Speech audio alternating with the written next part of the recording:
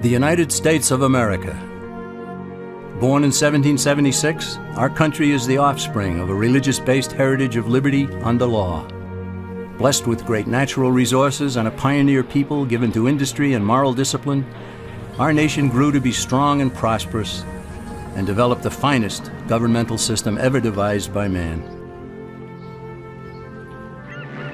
America soon became known as the refuge of the world's tired, hungry, and poor. Millions left everything in the old world to start over in a land that rewarded initiative and hard work and perseverance. The many millions who didn't come here found comfort and hope in knowing that indeed there was such a bastion of freedom and opportunity, a place where dreams could become reality. Today, our nation appears wealthier and more powerful than ever. New technologies have revolutionized our daily lives.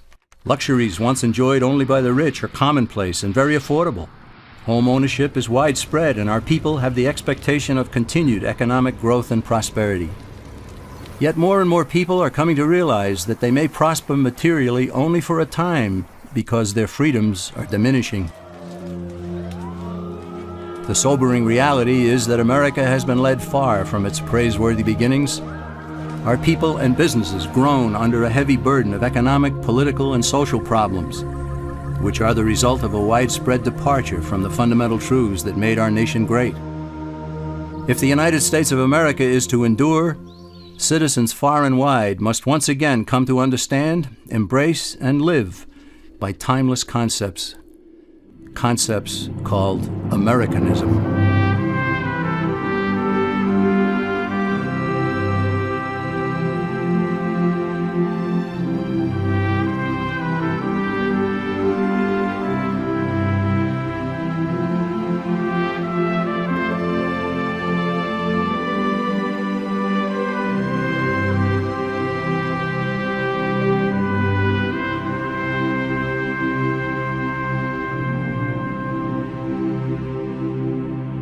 What made America great and set it apart from other lands? Was it natural resources? No, other lands are equally blessed. Was it the people? No, the people who built America came from elsewhere. Was it government planning and wisdom that spurred our nation to such heights? No again.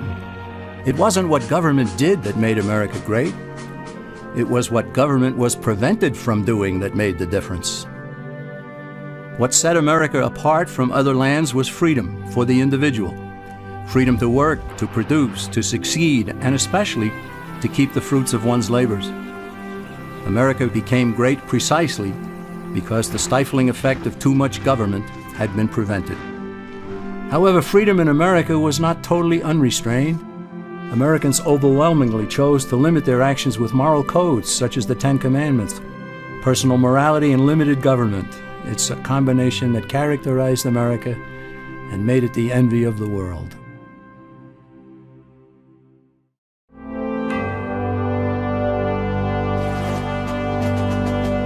When our founding fathers decided they'd had enough of British oppression, they broke away and declared independence.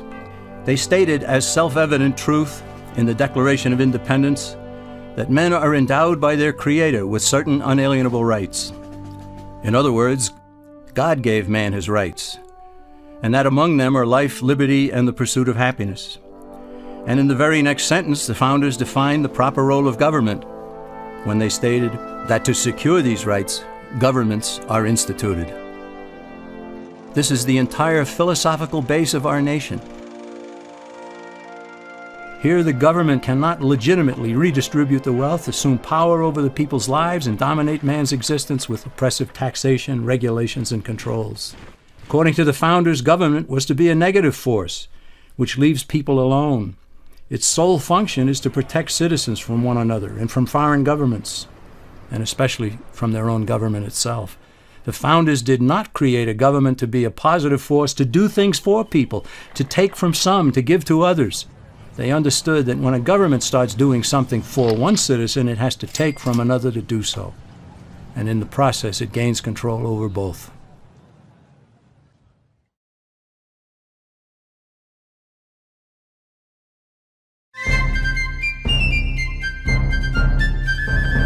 Britain's rulers didn't accept the Declaration of Independence, so our forefathers had to fight a war to make it stick. By 1783, the War for Independence had been won, and British forces were sent back across the sea. But the governmental system at that time was weak. It had no power to settle disputes between the states, nor the power to tax for proper needs, such as national defense. So in 1787, delegates from 12 of the 13 states met in Philadelphia to revise the system, and they produced an entirely new governmental structure known as the Constitution of the United States. Keeping faith with the thunderous assertions in the Declaration, the Constitution was written to govern the government, not the people, and not the states, each of which was a jealous guardian of its own sovereignty. The founders created a central government with strictly limited powers. This left the states free to compete with one another to be the best state, the one with the least amount of taxation and controls, one where citizens would want to build a business and raise a family. That spirit of competition produced excellence, as honest competition always does. It's important to note that the Constitution wasn't forced on the people. It was sent back to the states for ratification, and several of the Founding Fathers wrote essays explaining it in an effort to persuade fellow Americans to adopt this new system of government. Some of the essays written by James Madison, Alexander Hamilton, and John Jay were collected into a volume known as the Federalist Papers. Those essays provide valuable insights into the intent of the founders in establishing our government. Eventually, all 13 states ratified the Constitution, and then each ratified the first 10 amendments known as the Bill of Rights, further tying the hands of the federal government. These amendments are indeed about rights, but it would have been better had the Bill of Rights been labeled the Bill of Limitations on Government. Why? Because it's vital to realize that the Bill of Rights never gave citizens any rights whatsoever. Its sole purpose was to safeguard God-given rights by limiting government power. The founders even insisted that Congress shall make no law about speech, religion, the press, assembly, the right to petition, the right to keep and bear arms, and so on. These amendments are directed squarely at the federal government, not the individual and not the states. They are like most of the 10 Commandments, which are essentially thou shalt nots. The Bill of Rights says Congress shall not, all the way up to the marvelous 10th Amendment, which says in effect, if we forgot anything, you can't do that either.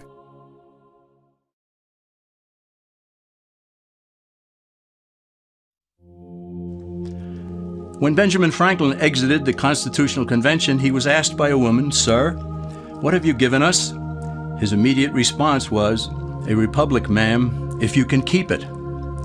Yet most Americans today have been persuaded that our nation's governmental system is a democracy and not a republic. The difference between these two is essential in understanding Americanism and the American system. Before we discuss political systems, however, it's helpful to address the confusion that has been spread about the political spectrum.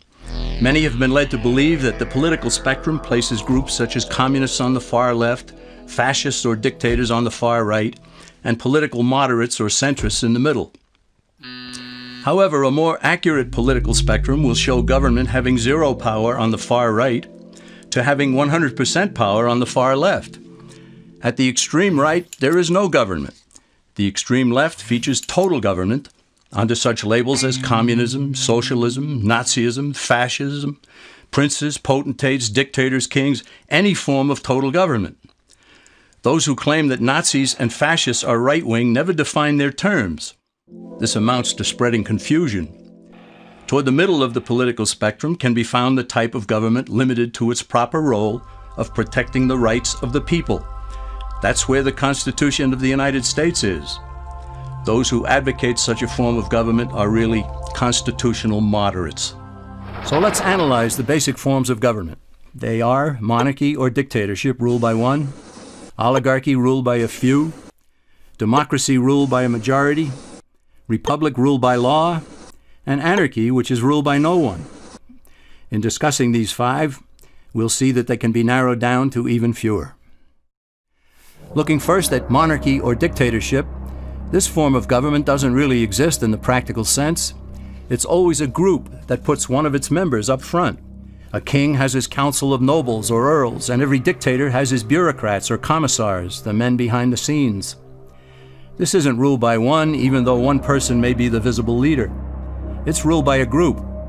So let's eliminate monarchy, dictatorship, because it never truly exists. Oligarchy, which is ruled by a group, is the most common form of government in all history. And it is the most common form of government today. Most of the nations of the world are ruled by a powerful few, and therefore oligarchy remains. At the other end, we find anarchy, which means without government. Some people have looked over history and found that many of its worst crimes were committed by governments, so they decided that having no government might be a good idea. But this is a mistake, because as the ancient Greeks stated, without law there can be no freedom. Our founding fathers agreed and held that some amount of government is a necessary force in any civilized, orderly society. In a state of anarchy, however, everyone has to guard life, liberty, and property, and the lives of family members. Everyone must be armed, and movement is severely restricted because one's property has to be protected at all times. Civilized people have always hired someone to do the guarding, a sheriff, a police force, or some branch of government. Once law enforcement was in place, the people were freer. They could leave their property, work in the fields, and so on. In short, the proper amount of government makes everyone freer. There are some who advocate anarchy, however, not because they want no government, but because they don't like what they have. They use anarchy as a tool for revolutionary change. The condition of anarchy is very much like a vacuum where something rushes in to fill it. These calculating anarchists work to break down the existing government with rioting, killing, looting, and terrorism. Tragically, the people living in such chaos often go to those best able to put an end to it and beg them to take over and restore order. And who is best able to put an end to the chaos? The very people who started it. The anarchists who created the problem then create a government run by them, an oligarchy, where they have total power. This is exactly what happened in Russia that led to Lenin taking total power, and in Germany where Hitler's brown shirts created the chaos that brought him to power. But anarchy isn't a stable form of government. It's a quick transition from something that exists to something desired by the power-hungry. It's a temporary condition, and because it isn't permanent, we eliminate it as well. The word democracy comes from two Greek words, demos, meaning people, and kratein, meaning to rule. Democracy, therefore, means the rule of the people, majority rule. This, of course, sounds good, but suppose the majority decides to take away one's home, or business, or children. Obviously, there has to be a limit. The flaw in democracy is that the majority isn't restrained. If more than half the people can be persuaded to want something in a democracy, they rule. What about republic? Well, that comes from the Latin, res meaning thing, and publica meaning public. It means the public thing, the law. A true republic is one where the government is limited by law, leaving the people alone. America's founders had a clean slate to write on. They could have set up an oligarchy. In fact, there were some who wanted George Washington to be their king. But the founding fathers knew history, and they chose to give us the rule of law in a republic, not the rule of a majority in a democracy. Why? Let's demonstrate the difference in the setting of the Old West. Consider a lynch mob in a democracy. 35 horseback riders chase one lone gunman. They catch him, and they vote 35-1 to hang him. Democracy has triumphed, and there's one less gunman to contend with. Now consider the same scenario in a republic. The 35 horseback riders catch the gunman and vote 35-1 to hang him. But the sheriff arrives, and he says, "You can't kill him. He's got his right to a fair trial." So they take the gunman back to town. A jury of his peers is selected, and they hear the evidence and the defense, and they decide if he shall hang. Does the jury even decide by majority rule? No, it has to be unanimous, or he goes free. The rights of the gunman aren't subject to majority rule, but to the law. This is the essence of a republic. Many Americans would be surprised to learn that the word democracy does not appear in the Declaration of Independence or the U.S. Constitution, nor does it appear in any of the constitutions of the 50 states. The founders did everything they could to keep us from having a democracy. James Madison, rightly known as the father of the Constitution, wrote in essay number 10 of the Federalist Papers, "Democracies have ever been spectacles of turbulence and contention, have ever been found incompatible with personal security or the rights of property, and have in general been as short in their lives as they have been violent in their deaths." Alexander Hamilton agreed, and he stated, "We are a republican government. Real liberty is never found in despotism or in the extremes of democracy." Samuel Adams, a signer of the Declaration of Independence, stated, "Democracy never lasts long. It soon wastes, exhausts, and murders itself." The founders had good reason to look upon democracy with contempt because they knew that the democracies in the early Greek city-states produced some of the wildest excesses of government imaginable. In every case, they ended up with mob rule, then anarchy, and finally tyranny under an oligarchy. During that period in Greece, there was a man named Solon, who urged creation of a fixed body of law not subject to majority whims. But where the Greeks never adopted Solon's wise counsel, the Romans did. Based on what they knew of Solon's laws, they created the 12 tables of the Roman law and, in effect, built a republic that limited government power and left the people alone. Since government was limited, the people were free to produce, with the understanding that they could keep the fruits of their labor. In time, Rome became wealthy and the envy of the world. In the midst of plenty, however, the Roman people forgot what freedom entailed. They forgot that the essence of freedom is the proper limitation of government. When government power grows, people freedom recedes. Once the Romans dropped their guard, power-seeking politicians began to exceed the powers granted them in the Roman Constitution. Some learned that they could elect politicians who would use government power to take property from some and give it to others. Agriculture subsidies were introduced, followed by housing and welfare programs. Inevitably, taxes rose and controls over the private sector were imposed. Soon, a number of Rome's producers could no longer make ends meet, and they went on the dole. Productivity declined, shortages developed, and mobs began roaming the streets, demanding bread and circuses from the government. Many were induced to trade freedom for security. Eventually, the whole system came crashing down. They went from a republic to a democracy and ended up with an oligarchy under a progression of the Caesars.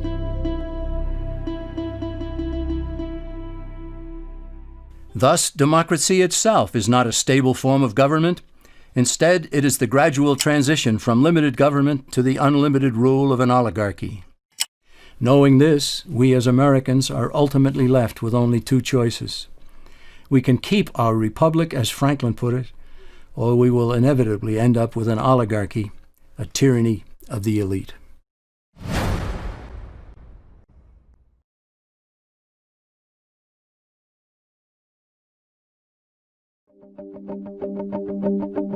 Just as there is widespread confusion regarding political systems, there is similar confusion in the economic arena.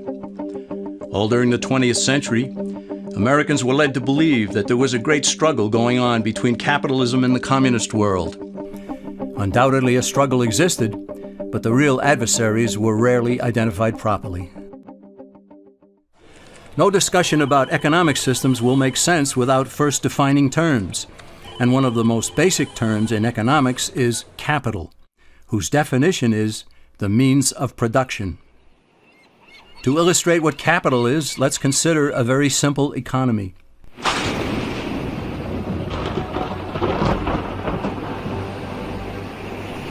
On the sands of a small island, a castaway has just washed ashore. He has no food and he's hungry. He searches the island, he finds no berries, coconuts, or anything edible. He goes back into the water and tries to catch fish with his bare hands, but he fails. So he goes back up on shore and he finds a bush. He breaks off a branch, he gnaws at one end to make a sharp tip. Back into the water he goes, and with his spear, he catches fish. His spear is capital. It's the means of production for catching fish. He gave up some of his time and some of his energy to produce something he could not eat, but something that would help him to produce something that he could eat. Capital, therefore, can be tools, machinery, and even a man's handmade spear to catch fish. Such being the case, consider that the communists in the former Soviet Union, as well as in China and Cuba, have always used tools and machinery. Officials there even view people as capital. Therefore, by strict definition, are not communists capitalists? For that matter, isn't everyone a capitalist? And so, is not every economic system a capitalist system?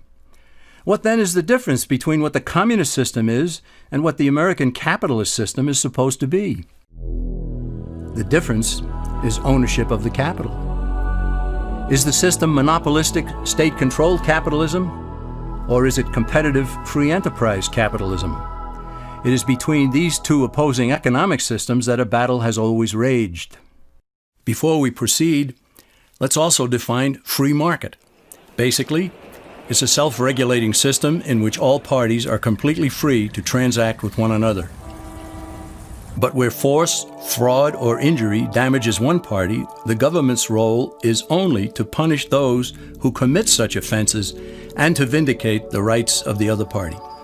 This protects the integrity of the free market, or free enterprise system, without intervening in it. The term private property also needs clarification, for private ownership and control of property is a key component in the free enterprise system. In order for ownership of property to be full and complete, all four of its aspects must be met. These are title, control, use, and the ability to dispose of what a person owns. In a free market economy, these aspects are unrestrained, so long as the owner does not infringe on the legitimate rights and claims of others. True ownership of property and freedom go hand in hand. They always have. Now let's compare the two systems of capitalism. In the competitive free enterprise system, capital or property is both owned privately and controlled privately. In the monopolistic system, holding title to capital can be accomplished privately or by the state. But more importantly, capital is controlled by the state or by the elite few who control the state. The Communist Manifesto, which contains the basic program for all communists and all socialists, explicitly preaches the destruction and abolition of private property. Karl Marx understood the powers of controlling capital, and so have all communists and socialists who have ever looked and still look to Marx as their leader. State-controlled capitalism results in high prices and low quality. After all, why would a monopoly strive to improve if it has no competition? On the other hand, honest, thrifty, and hardworking producers throughout the world prefer a competitive free enterprise system for all. Here, low prices and high quality prevail because a variety of producers will seek to attract the widest amount of customers. Competition results in excellence and always has. Just as the political spectrum shows the range of government power, we can also plot the various economic systems along another spectrum.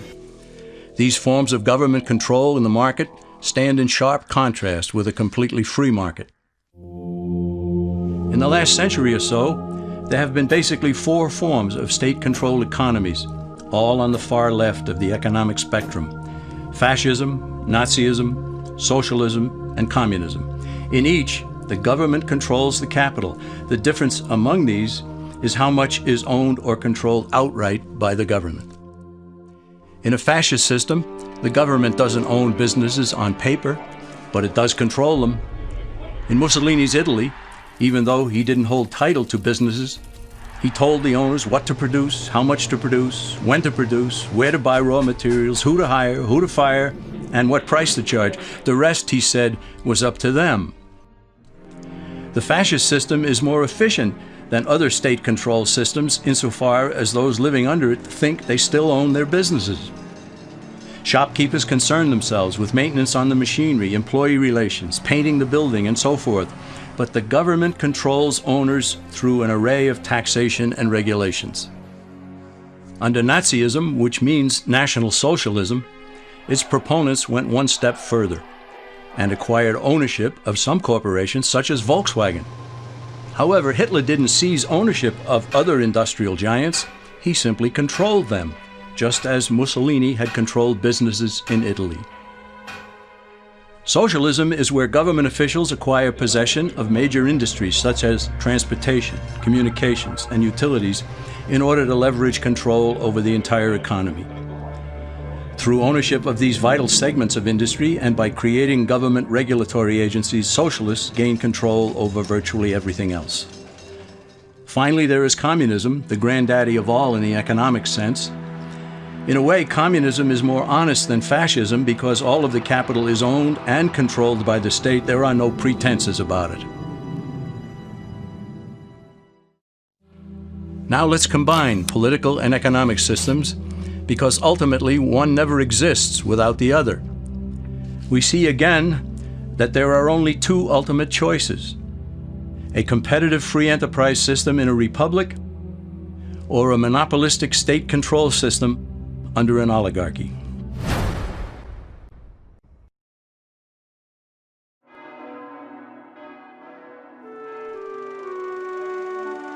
A moral people have always been a vital element of America's strength. The Founding Fathers well understood the biblical teaching that righteousness exalteth a nation. They also knew that expecting a free market economy and limited government under a republic to endure without morality was expecting the impossible. James Madison cautioned that limited government alone was inadequate for our nation.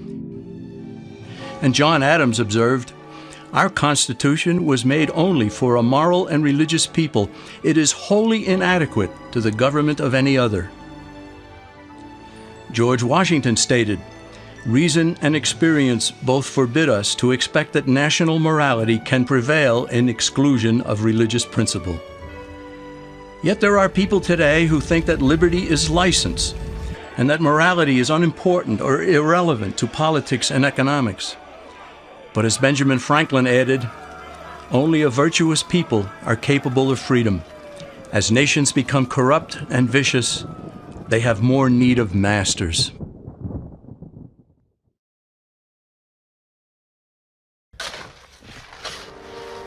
The alternative to Americanism is what has condemned most of the human race to live as slaves throughout the millennia. It is the idea that rights are privileges dispensed by an oligarchy according to the unlimited rule of men, that the state should control or own the nation's capital with all economic activity directed from a central power, and that morality is inconsequential, and that security is preferred over freedom and opportunity. Our nation continues to be steered off course, and the principles that led to America's greatness are being cast aside. The simple question for us is, do we continue the slide away from our nation's founding principles, or do we return to the kind of government we inherited? Time is running out for Americans who sense that something is wrong. They have to decide what kind of a country we shall leave for future generations.